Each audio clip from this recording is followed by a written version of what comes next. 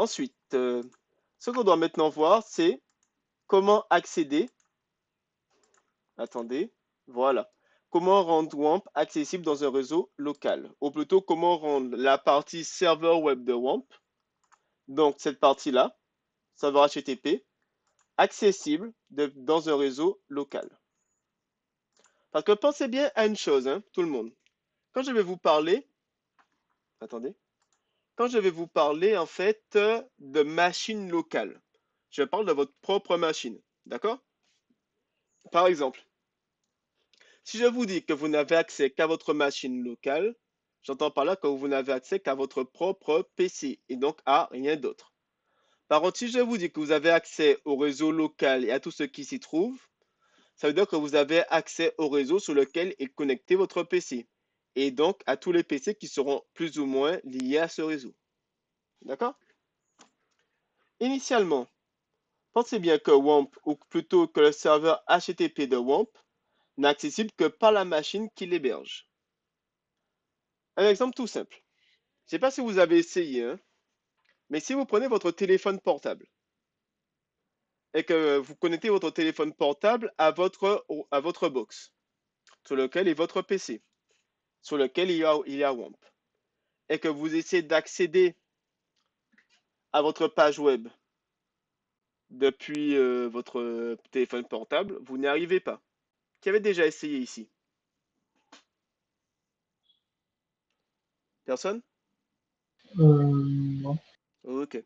En tout cas, sachez bien que les pages web que j'ai stockées ici, tout ce qui est là, n'est accessible que par ce PC. Si je connecte un téléphone portable ou n'importe quoi d'autre d'ailleurs, hein, sur le même réseau que ce PC et que je demande cette page web, ça ne marchera pas. Et au passage, quand je dis connecter sur le même réseau, je refais la manip pour vous. ipconfig sur un invite de commande. Je parle bien en fait du réseau physique, hein, d'accord? Pour moi, mon réseau physique, c'est celui-là. Tous les réseaux qui sont à côté sont soit des réseaux inactifs, soit des réseaux virtuels. Donc faites super gaffe à ça. Donc moi, sur mon réseau physique, mon IP, c'est ça. 192.168.1.103. Je peux vérifier ici. 192.168.1.103. Et j'ai accès à la même page. D'accord? Cependant, si je tape ça sur mon téléphone, donc si je tape littéralement ça sur mon téléphone, ça ne marchera pas. Ou si vous avez un second PC qui est connecté sur le réseau et que vous tapez ça, ça ne marchera pas également. Et pour cause, le serveur HTTP de WAMP était configuré pour ne pas que ça marche. Et donc, on va voir aujourd'hui comment faire en sorte que ça marche. C'était celui-là. Donc, si je prends ce cours-là, d'accord, que je veux faire en sorte de pouvoir accéder à WAMP depuis mon réseau local, il va falloir que je modifie un fichier. Est-ce que je l'ai marqué là? Peut-être ici. Et là, il y a quelques trucs ici que je vais corriger après. Il va falloir que je modifie un fichier qui s'appelle httpd:/vos.conf. Et comment accéder à ce fichier? C'est super simple. Sur l'icône W, vous faites clic gauche, puis Apache, puis ceci. Donc, sur l'icône W qui est apparu, qui est normalement en vert sur votre écran, vous faites clic gauche, Apache, httpd-vos.conf et j'obtiens ceci. Attendez. Voilà. J'obtiens ceci. Initialement, vous n'avez pas tout ça hein, dedans. Initialement, vous avez juste dedans ça, ainsi que, si j'ai bonne mémoire, ça et ça. D'accord? Dans ce fichier, qu'est-ce que vous lisez ici?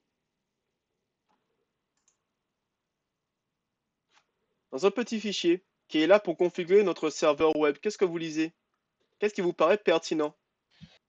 La partie server name local host, Très bien. Ça signifie quoi? ça signifie que c'est que local et pas public. En fait, c'est pas exactement ça. C'est plutôt le fait que si ici, là, je tape localhost, le système arrivera à retrouver. Alors que souviens-toi qu'avant, je t'avais dit quoi? Que seuls les IP fonctionnaient. Par contre, ce système-là ne fonctionnera pas sur les autres machines, hein, mais je vous expliquerai ça un autre jour, d'accord? Je n'ai pas envie d'aller plus loin pour l'instant. Mais retenez que ça, c'est le surnom, c'est entre guillemets l'URL de la machine. Plus ou moins, je ne vais pas aller plus loin pour l'instant. Ensuite, ceci là, ça représente quoi? Ce qui est là. Je ne sais pas. En fait, ça, c'est simplement le dossier ou ceci, plutôt le chemin d'accès du répertoire www. Vous voyez ce truc-là qui est partagé par le serveur web. En fait, il faut indiquer au serveur web quel répertoire il doit partager. Et pour cela, ce qu'on fait, c'est qu'on prend ça et qu'on le copie ici. D'accord? À ceci près que ce n'est pas exactement ça parce que, en fait, install dir, c'est une sorte de variable particulière, en fait, qui donne l'installation, la localisation, en fait, de WAMP. Ni plus ni moins, d'accord?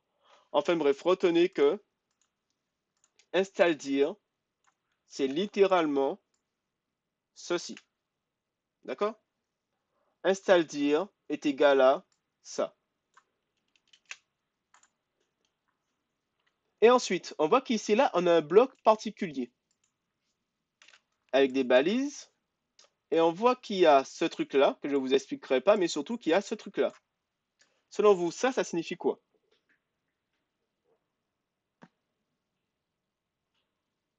Que c'est que en local.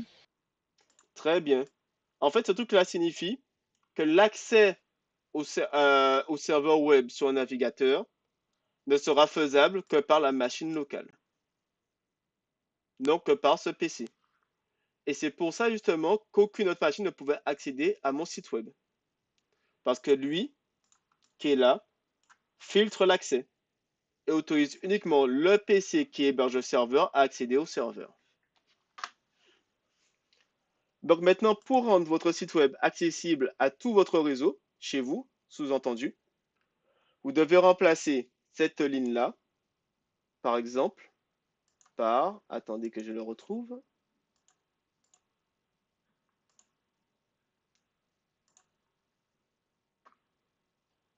par ceci. Dans le bloc directory, remplacez require local par require all granted. D'accord? Donc je remplace ça par ceci. Ensuite, j'enregistre.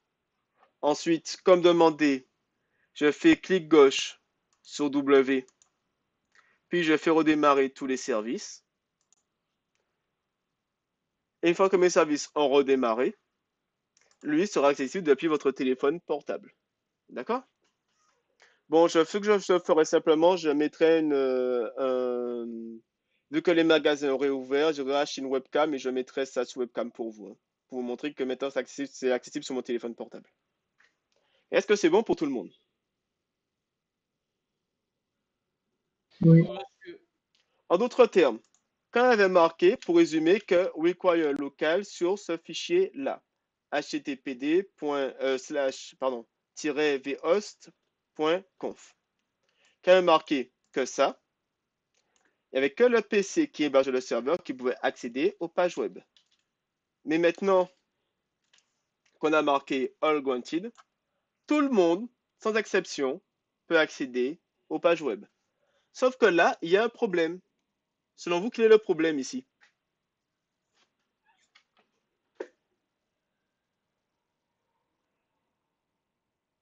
Selon Je vous, quel sais est le... pas.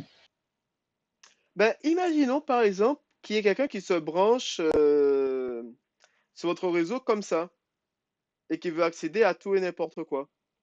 Ici, on lui autorise à accéder à tout et n'importe quoi. C'est ça le problème. En fait, pensez bien que quand vous voulez sécuriser un serveur web, il ne faut surtout pas que tout le monde puisse y avoir accès. En tout cas, pas comme ça. Par exemple, la page qui est là, vous voyez bien qu'il y a beaucoup d'informations dessus.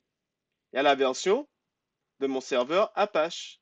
Il y a la version de PHP utilisée. Il y a la version de MariaDB et de MySQL utilisée. Est-ce que ça, selon vous, c'est une bonne idée de le laisser en libre accès à tout le monde? Je vais vous le dire autrement. Imaginons que maintenant, vous avez affaire à quelqu'un qui se connecte sur votre réseau et qui est habitué à aller, comme de par hasard, sur le dark web pour voir quelles sont les failles de sécurité, par exemple, pour les différentes versions de MariaDB. Est-ce que vous ne commencez pas à voir le problème maintenant? Si moi je sais Oui, que sur cette version-là, il existe 10 failles, qu'est-ce que je peux faire? J'ai qu'à exploiter une des 10 failles, ni plus ni moins. Si je sais que sur cette version-là, il y a 4 failles, j'ai qu'à exploiter les 4 failles.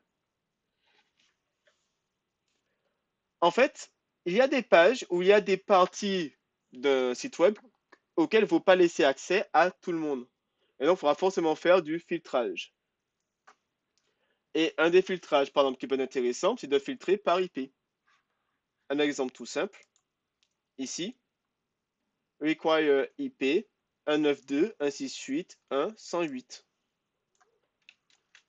Si j'écris require local pour que mon PC puisse avoir accès quand même à la page web et require IP ceci, il n'y a que deux machines qui auront accès à la page web, ma propre machine et la machine dont l'IP va correspondre à ceci.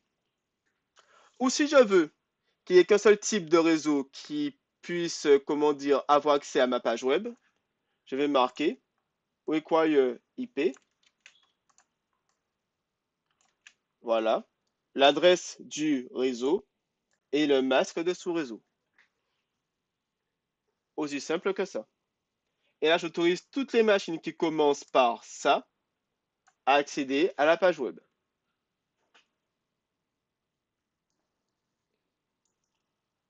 Voilà. Donc, normalement, vous avez vu quasiment tout ce que vous deviez voir en première sur WAMP, hein. Vous savez comment mettre des documents sur WAMP, comment y accéder et comment faire en sorte que le serveur web installé par WAMP soit accessible depuis votre réseau local. En d'autres termes, si vous faites cette manipulation chez vous, que vous connectez un autre PC ou votre téléphone portable sur votre box ou votre PC et que vous demandez la page web, vous aurez accès à la page web.